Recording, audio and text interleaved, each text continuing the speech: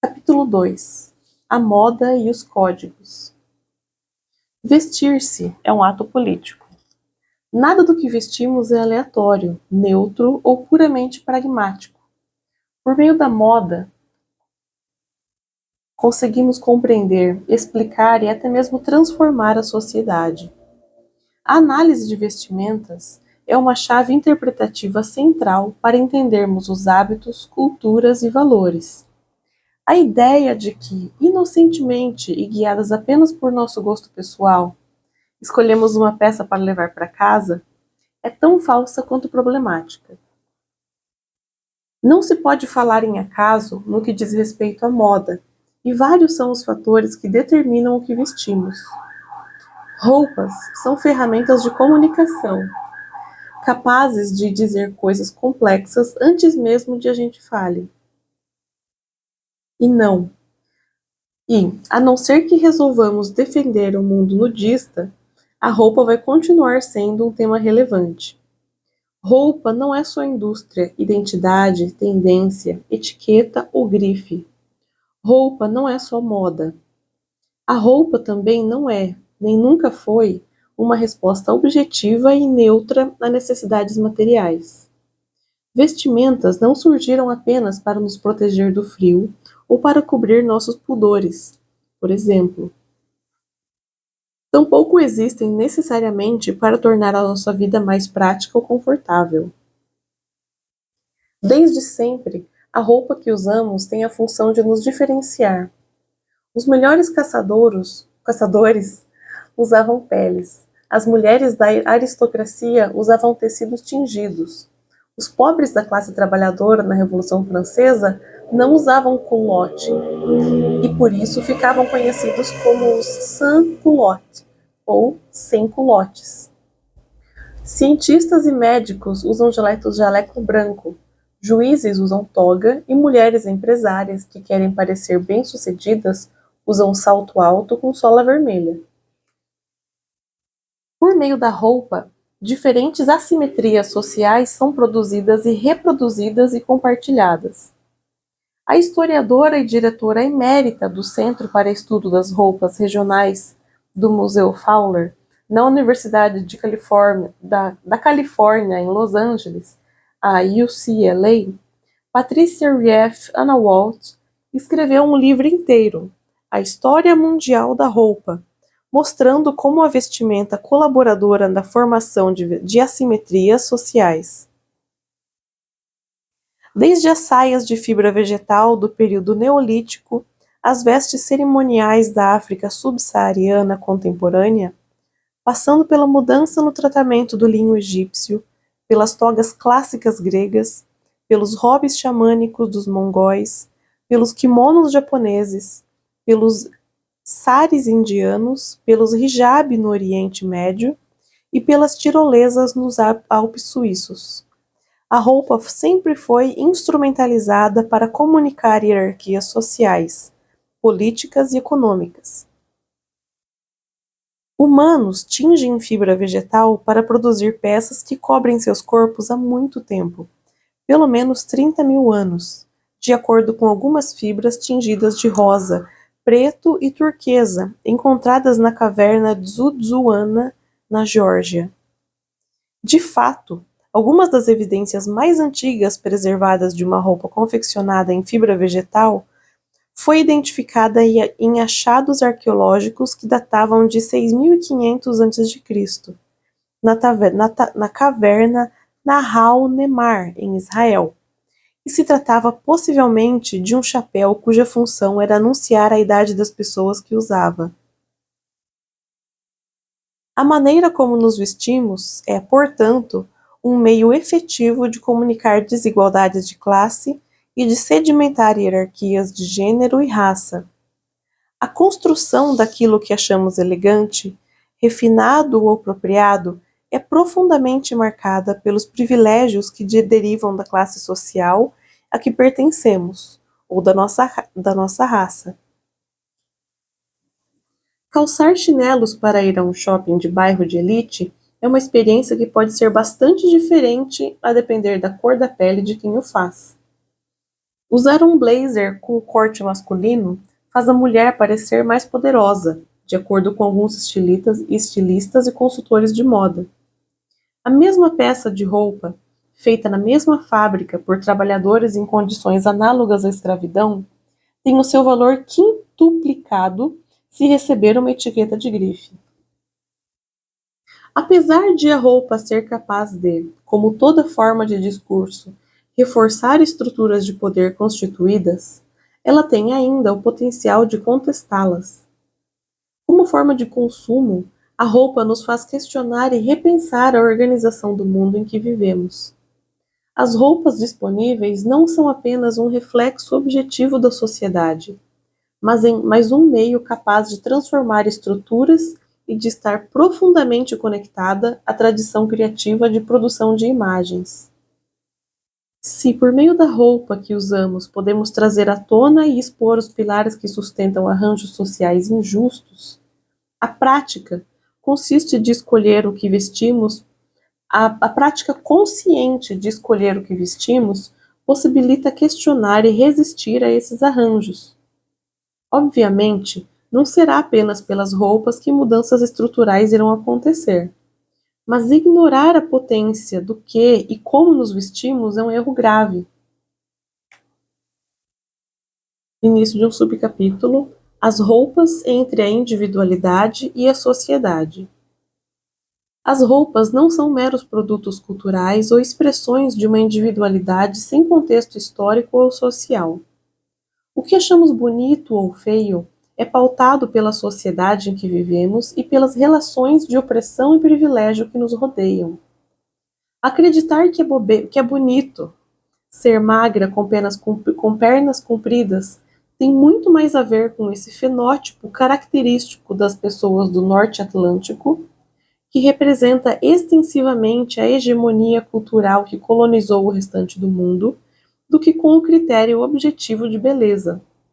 Aliás, quando falamos sobre o que é bonito ou feio, sobre o que gostamos ou desgostamos, não há objetividade em jogo.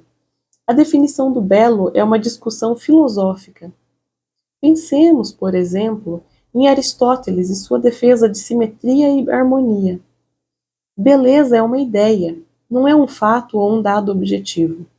Tampouco há um suposto gosto individual, descolado das nossas histórias coletivas e impermeável às estruturas de poder em que navegamos diariamente.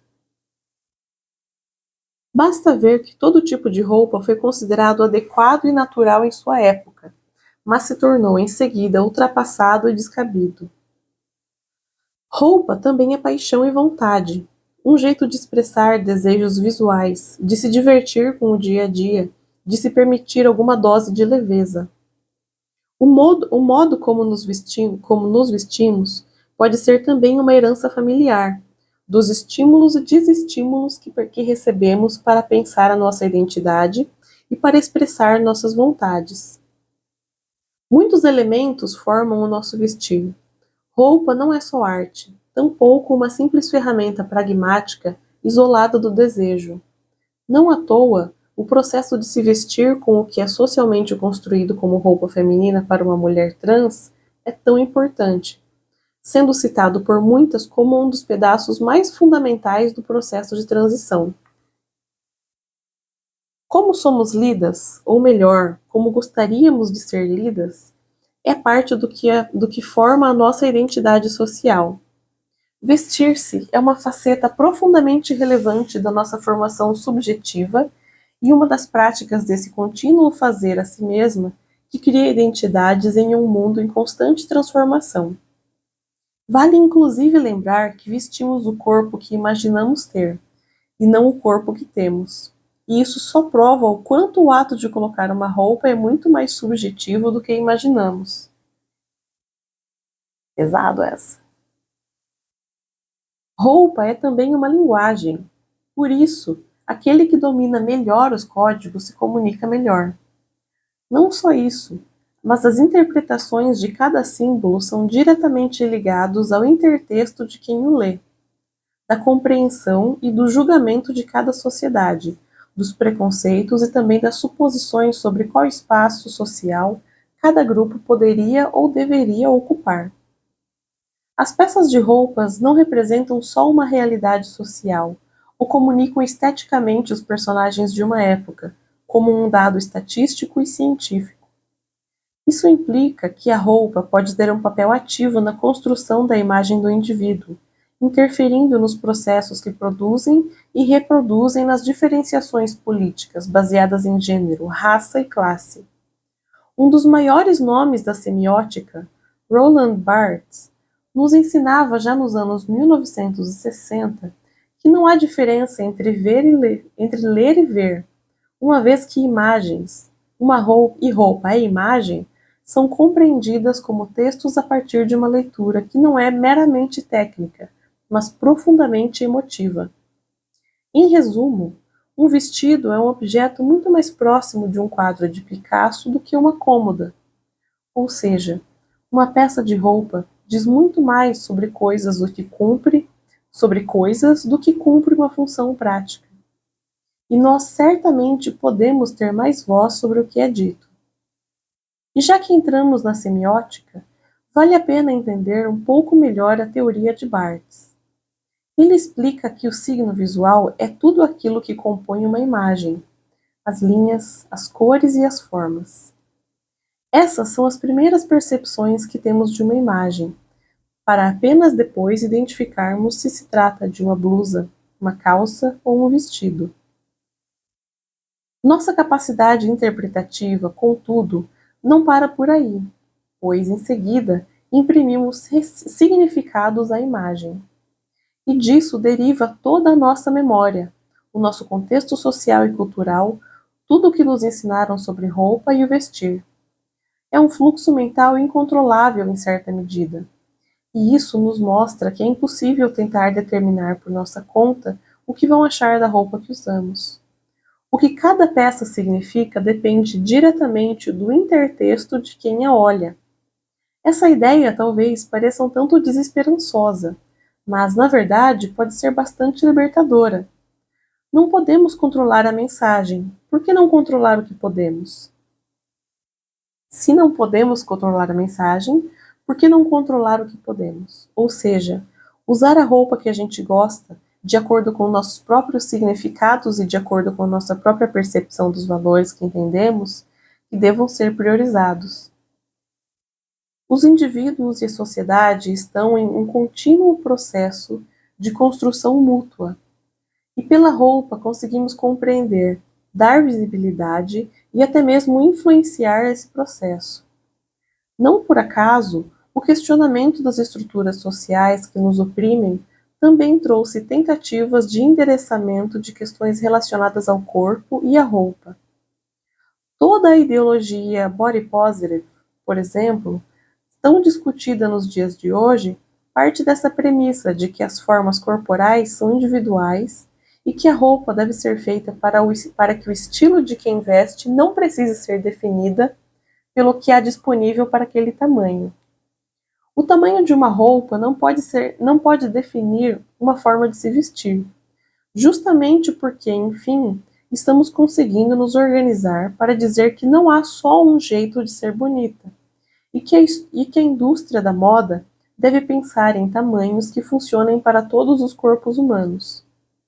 É até compreensível que nos dias de hoje, com o formato em que foi criado o varejo, não seja possível produzir em escala roupas com costuras que não determinem previamente curvas ou modelagens. Mas é sempre possível se lembrar da premissa de que é a roupa que deve se adequar ao corpo, e não o contrário. Da mesma forma, vemos a discussão sobre roupa e etarismo no local de trabalho. Qualquer mulher trabalhadora certamente se sente nova demais ou já muito velha para exercer determinada função.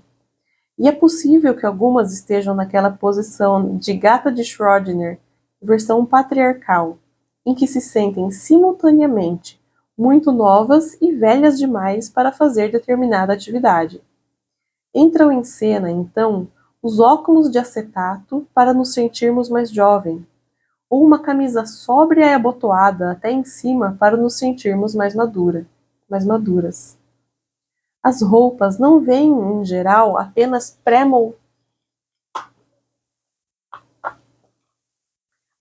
pré-moldadas em relação ao tamanho do corpo, mas também ao que se espera daquele corpo, em especial no ambiente de trabalho. Dessa maneira, pelas roupas e pelo engajamento crítico com a moda, também redesenhamos as relações entre nossa individualidade e a coletividade, compreendendo melhor e com mais agência dos nossos processos de subjetivação. Nossa autoconstituição é determinada pela sociedade, mas ao mesmo tempo também determina a sociedade. E essa mutualidade pode ser observada justamente na moda e nas roupas que escolhemos usar. Apropriarmos-nos dos códigos tão fundamentais da cultura sobre a cultura abre horizontes importantes de possibilidade tanto para cada uma de nós, na condição de indivíduos, como para as determinações estruturais consideradas a partir da coletividade. Novo subcapítulo: roupa de homem e roupa de mulher. Houve um tempo, há mais ou menos 300 anos, em que homens aristocratas europeus usavam acessórios como salto alto, joias pesadas e adereços de cabeça. Reis, condes, príncipes, diplomatas, ministros e outros membros da classe aristocrática demoravam o mesmo tempo para se arrumar que seus pares femininos, e inclusive usavam mais maquiagem do que elas. As roupas masculinas passaram a ser diferenciadas com mais ênfase das femininas quando a burguesia se estabeleceu como nova classe social, e o trabalho tomou os contornos que conhecemos hoje, concentrado nos centros urbanos e desenvolvido em um mercado comercial bem mais estabelecido. O ato de trabalhar passou a envolver a necessidade de locomoção frequente e o exercício de diversos tipos de tarefas ao longo do dia. A roupa do homem da elite, não mais aristocrática, mas agora burguesa, também mudou. Alguns historiadores, inclusive, chamam esse período de transformação que ocorre por volta da Revolução Industrial de a grande renúncia masculina. Nessa transição, a elite econômica e social muda da aristocracia para a burguesia. E, não por mera contingência, é nesse momento que se encerra o período das roupas enfeitadas e espalhafatosas para os homens das classes altas, enquanto as mulheres da elite permanecem cada vez mais emperiquitadas.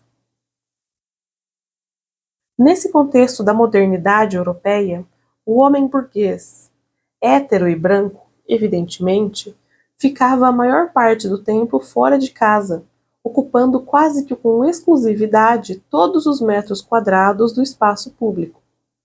O homem trabalhador adaptou sua roupa a um dia a dia que envolvia sua rotina de sair de casa todos os dias para trabalhar e se locomover por um espaço urbano.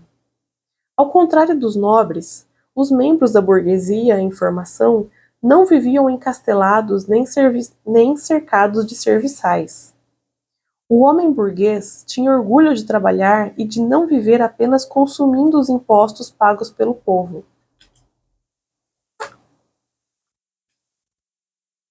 Ele se enxergava como a força capaz de transformar o mundo. Conforme a nova realidade se impunha, tudo aquilo que dificultava o ir e vir foi deixado para trás pelos homens, que ficaram progressivamente mais livres para circular. Não foi por acaso que nessa época, caracterizada também como período neoclássico, em razão das inovações artísticas e estéticas, as roupas dos homens e das mulheres começaram a ficar marcadamente diferentes. Essa diferenciação acompanhava no mesmo passo a diferenciação sexual de gênero dos espaços públicos e privado. Prova de que, por meio das roupas, é possível ver como aos poucos chegamos no ponto em que estamos. e que talvez pelas roupas também consigamos produzir algumas transformações que acreditamos necessárias. Enquanto a roupa masculina se estabeleceu como simples e discreta, sem adornos, sedimentou-se ao mesmo tempo o costume de adornar mulheres e associar a elas o uso de roupas coloridas e elaboradas. A separação definitiva entre a moda masculina e a feminina se confirma com a necessidade que surge a partir do novo homem burguês, que precisa começar a produzir e trabalhar, requerendo, portanto, roupas práticas. A mulher branca continua como enfeite, dentro de casa, porque não precisa ocupar o espaço público e faz parte do patrimônio do marido. Com a consolidação do modelo da família tradicional burguesa, o homem de negócios de sucesso demandava que sua esposa fosse referência de recato e das virtudes domésticas. Esse homem burguês típico também requeria que a esposa não tivesse um trabalho formal, uma vez que sua ociosidade também adicionava capital social ao marido. O desprezo classista pelas atividades laborais das mulheres se refletia em roupas essencialmente impróprias para quaisquer tipos de trabalho manual, como as anáguas, que eram pesadas e dificultavam a locomoção. As roupas passaram a refletir, então, a posição diversa de homens e mulheres, não apenas no mercado formal de trabalho, mas também no que o sociólogo Pierre Bourdieu chamou de economia de troca de bens simbólicos. No arranjo típico da nossa sociedade, as mulheres são os meios de produção e reprodução de capital social, como se fossem objetos que circulam na estrutura de mercado. Somos bens simbólicos que agregam valor ao capital social dos homens. Nessa economia de bens simbólicos, ocorrem trocas semelhantes àquelas entre dinheiro e mercadoria no mercado típico, exceto pelo fato de que não há moeda envolvida, mas prestígio e outros valores simbólicos, e pelo fato de que as mercadorias que circulam são, na verdade, as mulheres. A economia de trocas de bens simbólicos acontece toda vez que um homem vai para um lugar público para ser visto como uma mulher que corresponde aos padrões hegemônicos de beleza. Quando ele caminha ao lado de uma mulher considerada bonita por todos os outros homens presentes, ele aumenta o seu prestígio social. É um homem por causa disso, se aproximando da masculinidade hegemônica. Nossas roupas foram historicamente moldadas, portanto, para destacar os atributos capazes de nos valorizar como objetos dessa economia de bens simbólicos, tornando-nos produtos mais atraentes a quem busca acumular capital social. Percebam que as roupas se adaptam a essa função conforme os atributos mudam, a depender do meio social e cultural onde as trocas simbólicas ocorrem. Pode ser que entre grupos específicos de homens, os atributos valorizados sejam mulheres consideradas gostosas. E então, roupas servirão para destacar partes do corpo feminino, em geral relacionadas a essa característica, como saias curtas, calças apertadas e decotes. Mas pode ser que entre outro grupo de homens, o capital social esteja conectado a mulheres bem-sucedidas profissionalmente, por exemplo, ou a mulheres consideradas fortes e independentes. Assim, a roupa nos ajuda a performar melhor o papel desejado na vitrine da economia de troca de bens simbólicos. Por meio de uma alfaiataria impecável e salto alto, agregamos valor aos homens que acompanhamos nos grupos que valorizam tais atributos. Bourdieu, inclusive, dá o exemplo da cerimônia de casamento para ilustrar como funciona essa circulação. Para ele, esse é o momento em que nossa performance ative o ápice da dramaticidade do mercado de trocas de bens simbólicos. O noivo está lá, parado no altar, esperando a noiva ser levada até ele pelo pai, numa entrega de patriarca para patriarca. Tudo nesse momento é carregado de simbolismo. O vestido da noiva longo o suficiente para não mostrar os seus pés e dar a ilusão de que ela não caminha por conta própria, mas é conduzida até seu futuro marido. O véu que cobre seu rosto, numa alegoria que consolida que, a partir de então, só o marido poderá vê-la. A cor branca do vestido da noiva para representar a pureza esperada da mulher esposa, entre tantos outros exemplos. Quanto às roupas, o noivo em geral usa uma versão ligeiramente mais arrumada daquela que é considerada uma roupa masculina típica de trabalho, enquanto a roupa da noiva pode chegar a ser uma verdadeira obra de arte, uma consolidação do esforço de enfeitar ao máximo a mulher. Bourdieu estudou a dominação masculina ao observar uma comunidade na Cabília, uma sociedade localizada na parte alta de uma região montanhosa no norte da Argélia. Ele achou interessante estudar essa sociedade porque a entendeu como uma espécie de janela ao passado que possibilitaria a exposição das raízes da nossa própria cultura ocidental. As práticas específicas que aconteciam ali haviam ficado congeladas no tempo devido ao isolamento espacial, comercial, econômico, político e social da região, mas eram resultados das mesmas estruturas que herdamos do nosso passado mediterrâneo.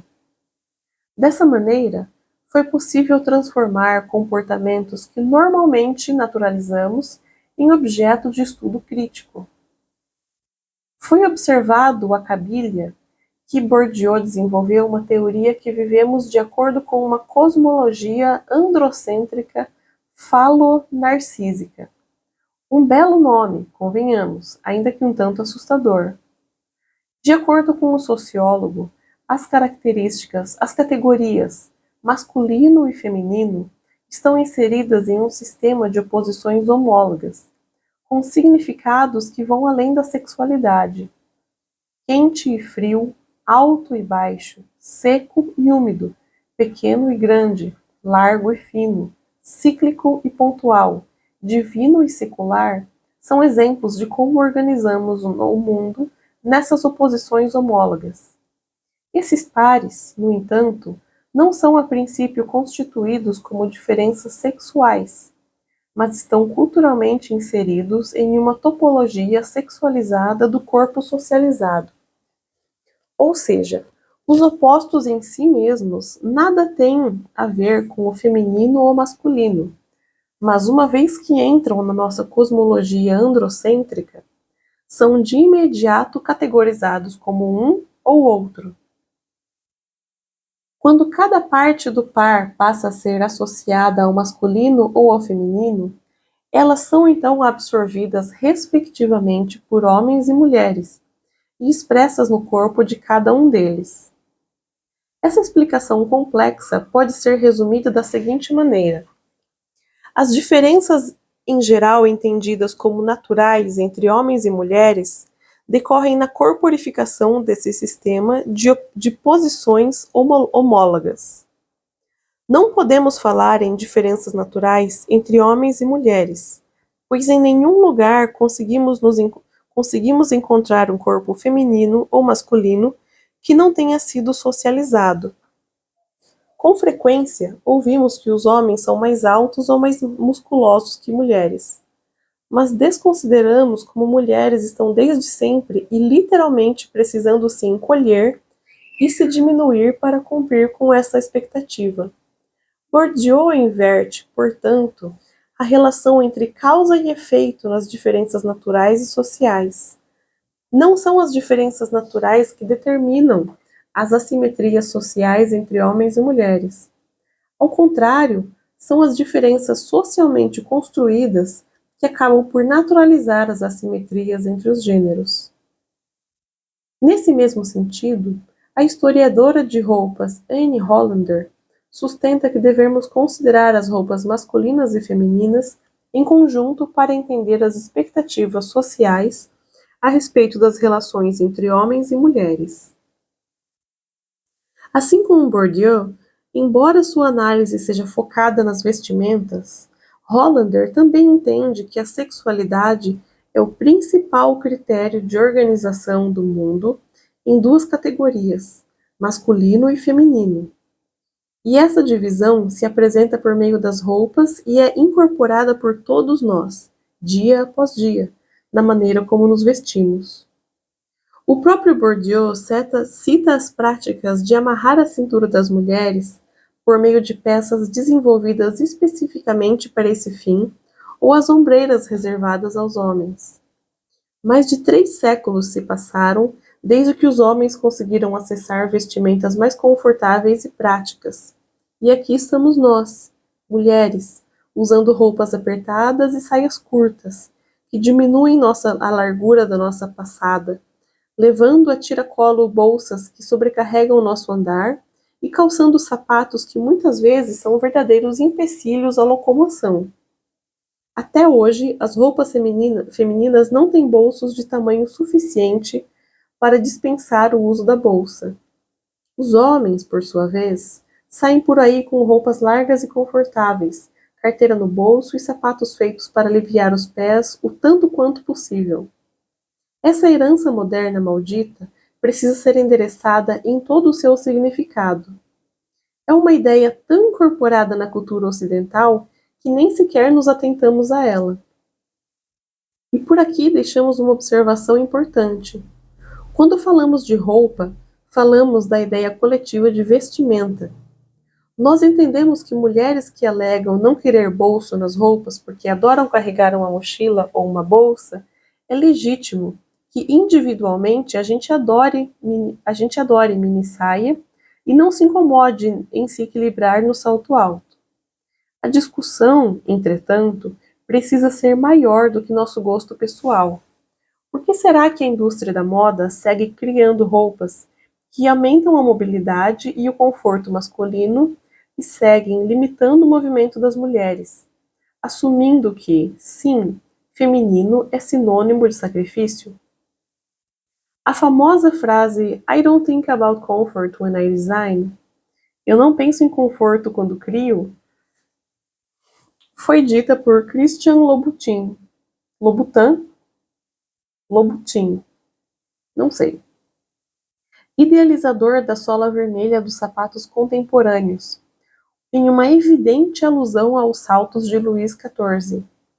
Segundo o estilista, um sapato que nos impede de correr é algo positivo.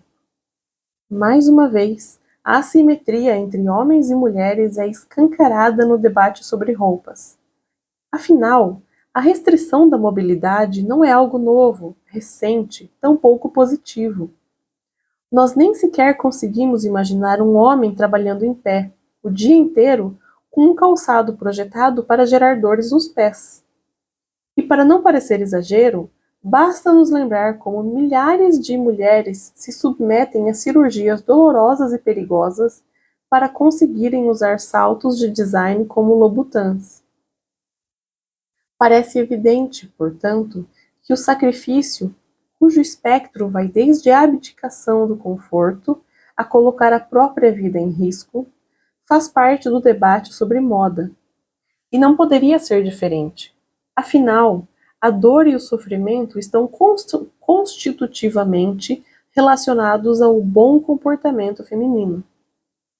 Ouvimos e repetimos de maneira sistemática que mulheres são mais fortes e aguentam mais dores, enquanto os homens são fraquíssimos quando estão doentes.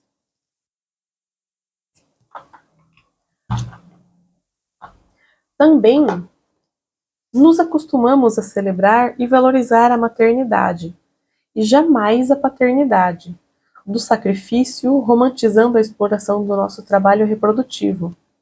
Por isso, não é nenhuma surpresa que o sacrifício também permaneça pouco contestado no que diz respeito às roupas das mulheres. Precisamos com urgência desnaturalizar essa ideia.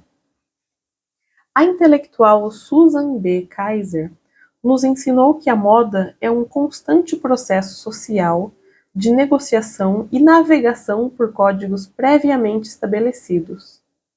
Estamos sempre nos confrontando com eles, nos conformando a eles ou nos rebelando contra esses códigos por meio da moda. Quando uma menina veste um vestido e, pela primeira vez, percebe como essa roupa a limita, com o vestido dela precisa ser. Com o vestido, ela precisa sentar direito, não pode se abaixar descuidadamente e fica mais difícil correr. Ela aprende desde aquele momento que seus coleguinhas meninos vão conseguir circular com mais liberdade pelo mundo. E o mais grave, é levada a acreditar que isso é natural. Roda, né, amiga? Quadro novo. Gostamos ou não de salto alto? O salto alto divide opiniões. Algumas pessoas não aguentam nem olhar para um, talvez traumatizadas pela imposição de seu uso no trabalho ou anos sem fim. Outras sentem que não se arrumaram o suficiente se a roupa não for finalizada com um salto. Para outras tantas, ainda, o salto alto é uma espécie de amuleto utilizado em ocasiões especiais que requerem um pouco mais de autoconfiança. Tem mulheres que amam e se sentem muito bem quando estão de salto. Mas, para muitas, colocar um salto alto representa quase uma violência com o próprio corpo. No Japão, mulheres recentemente decidiram brigar pela não obrigatoriedade de salto para trabalhar. Desculpa. O que era uma imposição formal em quase todos os escritórios até então. Em 2019, milhares de mulheres assinaram a petição e entregaram ao ministro do Trabalho japonês, demandando uma lei que proibisse essa exigência nos locais de trabalho. As mulheres japonesas se mobilizaram por meio da hashtag KUTOO, KUCHU, um trocadilho a partir do movimento hashtag MeToo, e das palavras japonesas kutsu, que significa sapato, e kutsuu, que significa dor. Houve diversos protestos organizados em empresas para acabar com a imposição, considerada pelas mulheres como uma manifestação violenta do patriarcado. Concordamos que o salto alto não é algo ruim por princípio, ou seja, não há uma essência própria do sapato de salto que nos permita defini-lo como algo a ser necessariamente repudiado.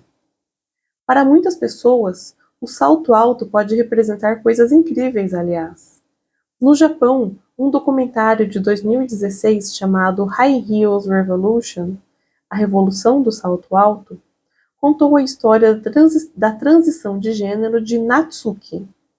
A protagonista, desde muito nova, se identifica como menina, apesar de ter nascido com um pênis em uma sociedade conservadora que impunha a masculinidade a partir dessa característica corporal. Para Natsuki, o salto alto representa a liberdade de ser quem ela deseja e de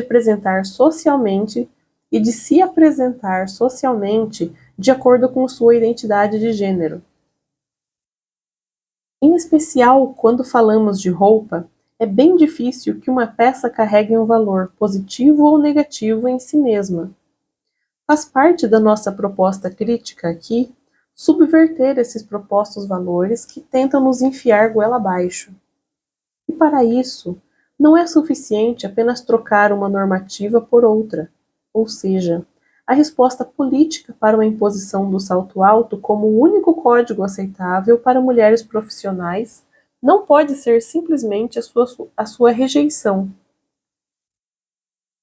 Subverter o código significa se apropriar dele e usá-lo da maneira que faz mais sentido para nós a partir do questionamento da maneira como esses valores são construídos. O que não dá é naturalizarmos as regras de vestimentas baseadas em construções impositivas de gênero, tão presentes no mundo do trabalho formal. Até os homens, aliás, principalmente os homens, podem se juntar nessa. Imaginem que genial se Sarkozy, o ex-presidente francês, tivesse se apropriado com orgulho dos sapatos de salto que usava, em vez de tentar disfarçá-los e fingir que não era adepto a esse tipo de calçado. Fim do quadro.